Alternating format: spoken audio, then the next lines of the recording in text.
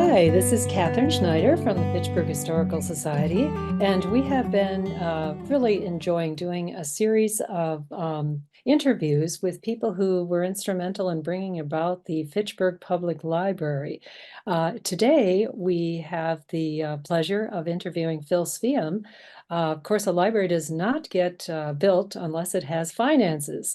And we have talked just a little bit about the financing of the library, but it's such an important aspect of getting that building, the beautiful building done in Fitchburg. And so Phil's part in that very instrumentally, along with others, to hear that story this morning. So Phil, welcome, and thank you for being with us this morning. I thought that we'd just start out by finding out maybe a bit about your background and connections in Fitchburg. Could you fill us in a little bit on that? Well, I was very active in the business community. Yeah, well, I was actually back to early 90s. I was actually on council as an alder for 4 years, and I've always had a passion for community involvement, whether it was the Economic Development Commission, or being an alder, or just the Chamber of Commerce. We helped start that. So there was a lot of different things over the years that Fitchburg kind of seemed to be in need of as a young city. And of course, everybody's always looking for volunteers. So I was never very shy about raising my hand and say, yeah, I'll help out however you think I can. So I think it's important for people to be involved in their community, whatever time they can give, whatever expertise they can bring to the table. As time went on, I obviously got to know a lot of the other business people in Fitchburg, and we all kind of had a lot of similar goals, and where we thought it would be nice to see the community go. And that is providing great services to the people that are living and paying taxes and enjoying the community in total. Great, great. Well, and these things cannot be done without that volunteer help and Right. to give the example of that. One of the people who just volunteered a great deal of your time through the years in Fitchburg. Well, kind of going back in time, I know the library actually opened in 2011, but there was a lot that needed to be done before that could happen. Yeah. So maybe if you could fill us in on kind of the financial picture as it looked prior to the library being built, in terms of maybe public monies through referendum, and then private contributions that were needed for the city of Fitchburg to actually be able to move forward with building a library. Could you kind of fill us in on that?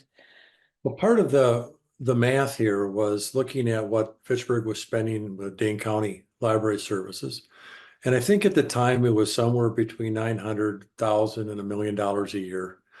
And I don't recall exactly, but they base it on the usage of the community. So that was one part of the puzzle to say, look, we can either eliminate this and have our own facility, or at least eliminate part of it.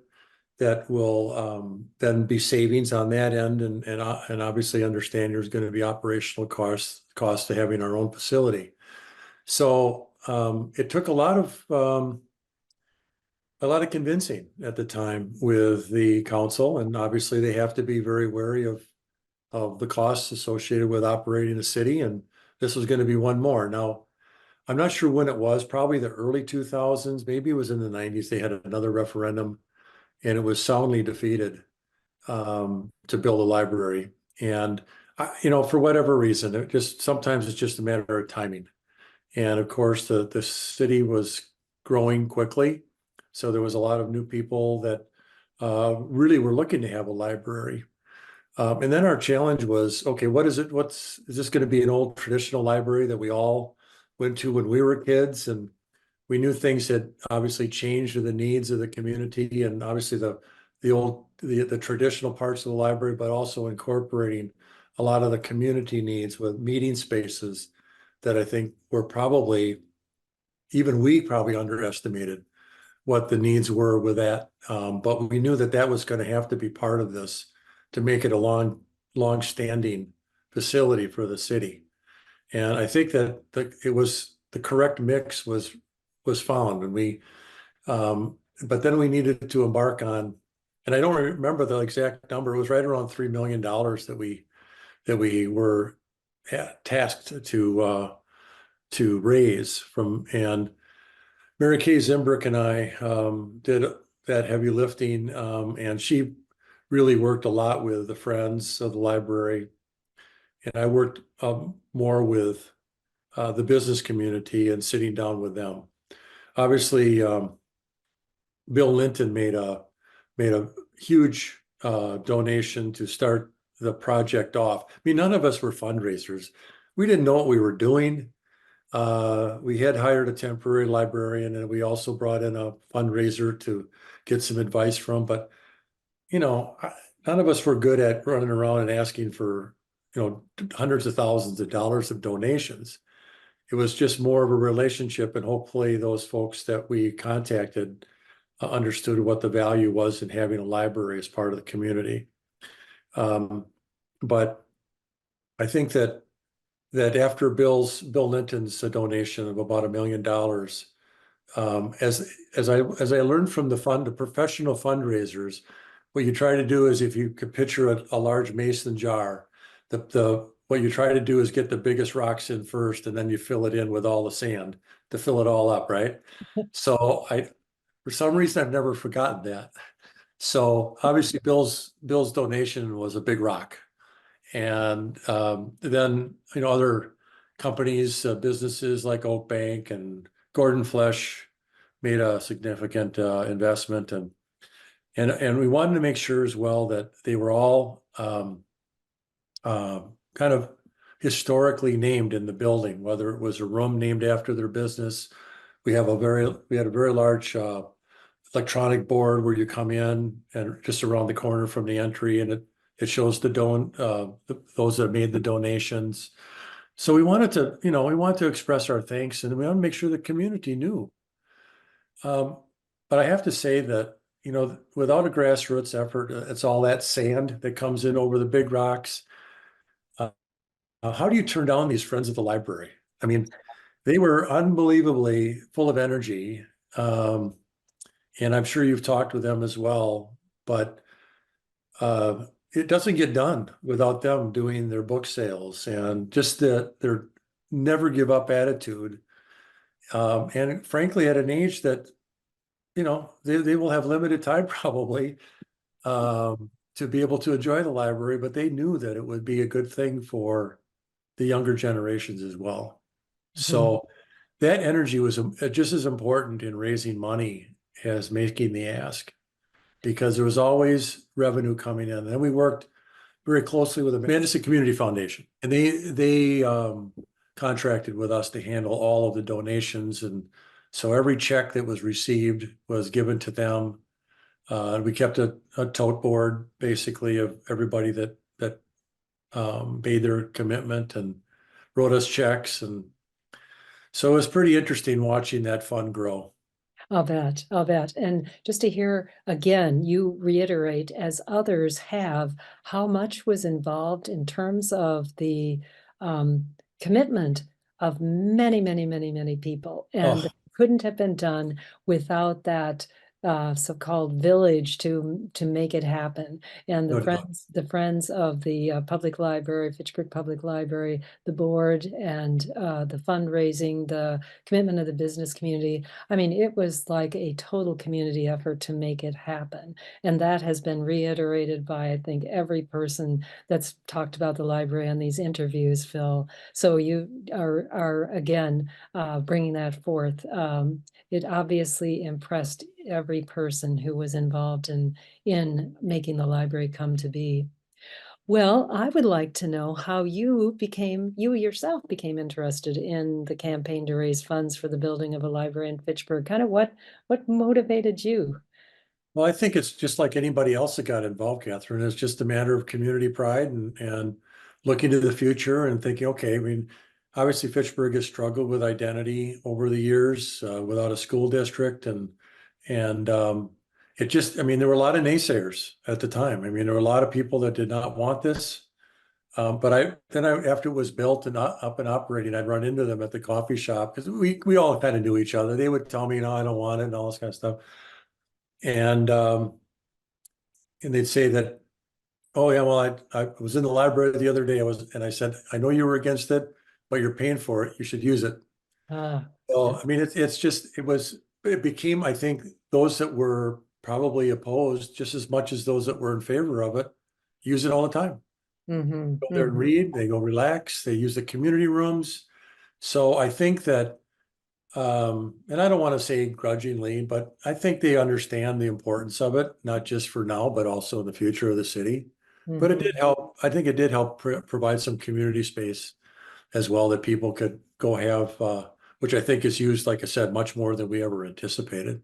Oh, for sure. It is. So, but I think that's why everybody gets involved in this, Catherine. You feel, not, I guess, somewhat obligated because this is your home that you say, okay, I want to do this. I think it's worthwhile. And we had a and I'll tell you what, Mary Kay is, one of the most, when she commits herself to something, there's no getting in her way. What's going to happen? Yes, yes. And Mary Kay's interview with us was just that certainly came forth her Oh, total yeah. commitment to the library, making the library come to be. Well, you've talked about the support from the business community, and I think what made them kind of feel like they wanted to step forward too to get involved in financing the library. Um, Maybe my question I'm curious about is what offered you maybe the most challenge in terms of fundraising and then also the greatest reward? So maybe both sides of the coin with that. Well, the challenge is not knowing what you're doing. Again, we're being in business. I mean, and a small business owner, it's 7 days a week basically, and carving out time to be able to make appointments with other business people that are very busy like you are, was probably one of the biggest challenges. And of course, we're coming out of a recession as well. And so it was pretty gratifying that those that really stepped up and made that commitment to the community.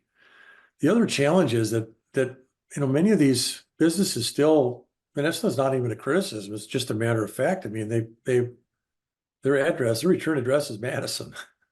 Uh, and it's because they may be regional companies, they may be global companies, and people know where Madison is. And so it is that community identity that they have to struggle with a little bit. And I think I think this is a very generous county. Okay. Dane County, the business community is unbelievably generous with donations. I don't think people understand that as much as those of us that are continually ask for donations. But that the business community is so strong and so committed to the betterment of Dane County that, when you're raising money for something like this, that we learned that it was a pride of the area as well. It wasn't just specifically where that business was located, because many times that business owner doesn't live in Fitchburg; they just have their business in Fitchburg. So I think they looked at a kind of a macro sense. And even though our library needs could still have been served out of Madison, they felt that their employees that moved to Fitchburg would appreciate having a library. Mhm. So it was also that kind of their holistic future, or how they looked at things. Okay, how can I serve my business better? And that's a huge trait of a guy like Bill Linton and Bob Gorsuch. I mean, these guys that are just so community committed that they made it a little bit easier than those that maybe didn't have a lot of that prior commitment to Mhm. Fitchburg. Mhm. So, I was always a little uh, cautious when I went in and sat down with that owner that I knew about asking for 100 grand or $300,000. Um, it just, because like I said, we're coming out of recession, and it's hard to know where everybody stood with Mhm. everything. So, I think it was a relationship, and I think Mary Kay would probably agree that the relationships with people that we had long before we started raising money for this paid off big time. Hmm. Relationships surely are the core of building community, aren't they? And Absolutely. Of yeah, everything. great of everything. And they are, frankly, the business owners understood that too, because that's how they built their business too. Mm. It's having relationships with people Hmm. and look at everything as a transaction. Hmm. Looked upon it as something that they had built positive relationships in the community with individuals, and there was a trust factor, a confidence factor that was part of it. Mm. Well said, Phil. Thank you. Well, what would you say maybe was your greatest reward then of working on this campaign? Well, hiring Wendy Rawson, I think, was a huge, just a huge get for the library. So the Uh, head librarian, the first and only at this and point only, yeah, director at the tremendous library. asset to the people. Watching the Friends of the Library work, I really got a charge out of all of that. I really did. And I got to know a lot of those ladies um, that made up most of it were women, older women that really spearheaded all of that. And I like I said, it was fun to see the energy that they had and the total commitment that they had towards building this building. Mhm. And they knew it was going to take all of us to do it. Um, and I think just the community really started to rally around it once it was approved and the council stepped up. I'm trying to think. I know Sean Paff was the mayor when it was completed, and I think maybe it was Jay Allen who was the mayor when we finally got the council to approve them borrowing for it, which is I think was close to $10 million. So it was not cheap, Mhm. but like any asset or infrastructure improvement in a community, none of it's inexpensive, and it Mhm. is a long term building. The other thing is that um, we really made it energy, um, not necessarily independent, but pretty close. And with all the solar that went on the roof and the geothermal wells that went in, I was astounded. I think somebody told me there were 70 wells that were put in for that library, um, which is an amazing commitment. It was an expensive undertaking that somebody decided to throw in at the end that, okay, well, it's like we got to raise some more money. But it was, I think at that time the city and the politicians or the community leaders at the city were really sold on the fact that this was a good thing and we're just going to make it happen the best way possible. Mhm. Yes, to make it the best possible and to look to the future Yeah, and the trends that were pointing in the direction of those kind of things like the solar panels and et yeah. cetera. Great, that's great. So, and people are continuing to appreciate those decisions that were made at that time. Well, Phil, a final question for you, and that is, do you have a particular experience from your fundraising that maybe stands out to you that you'd like to share? Any maybe story that's special? Catherine, just getting to the goal line, and getting Mm, it mhm. done. Um, it was just a big moment. Yeah, yeah. Other than that, you just had the typical things to deal with on an ongoing basis and make sure it got done right. And Mhm. the money was all appropriately allocated and we had good partners with all of that and that there was a built-in trust that things were being done the way they should be. And I don't know, we just kept trying to find those $25,000 gifts and the $1,000 gifts and the $500 gifts and just doing whatever anybody could to help get it Mhm. done. And I think it's a great jewel of the community. Oh, there is no doubt about it. And you found, as you're describing that, finding the $1,000, $25,000, whatever, people were able to do to fill in the rocks and the sand. It was all important to get to the top and to make it happen. So, well, congratulations on a fantastic fundraising effort as well as a community effort, as you said. Mm. So many involved in making it happen, and this wonderful building that is enjoyed by the whole community Yeah. and beyond, I might add.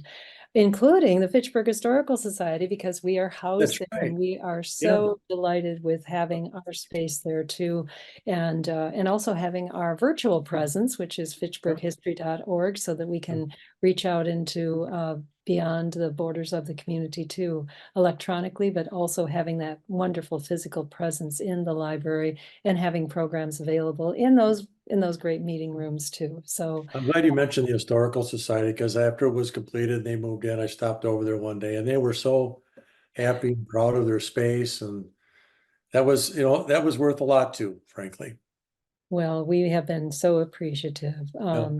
So Phil, just to thank you so much, and then knowing you're in Arizona and that you took the time to be with us and looking back on what was done to make the library happen, it didn't just happen happenstance. There was a great deal of effort, planning, fundraising that went then into this wonderful library that we have. So thank you for your part in that, as well as so many in the community. A lot to be proud of, and as you said, it's a jewel in Fitchburg. It is. Yes. So thanks so much, Phil. All right, Catherine.